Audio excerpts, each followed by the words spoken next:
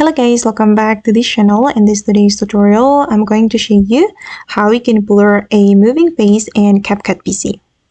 Okay, let's get into it guys. I have created a project in my CapCut PC, and for example, I'm going to blur this man's face. First thing first, I'm going to duplicate this clip. I'm going to right click on the clip and then select copy, and then I'm just going to paste it. Okay, and after that guys, I'm going to add blur effect to my first clip.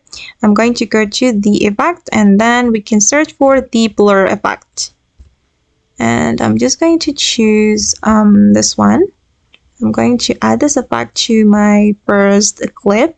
Okay, and after that, I'm going to put mask to the second clip. We can go to the mask option and then select the circle mask.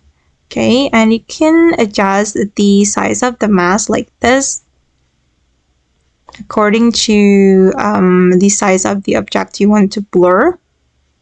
And I'm going to select reverse.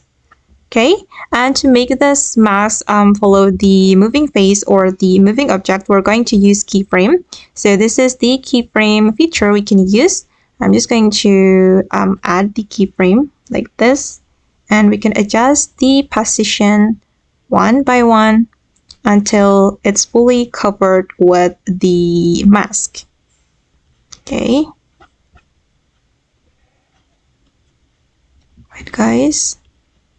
It will take long time if your video is long or has long duration.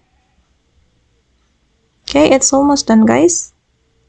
Alright, and I'm going to check the final result. Okay, this is the result.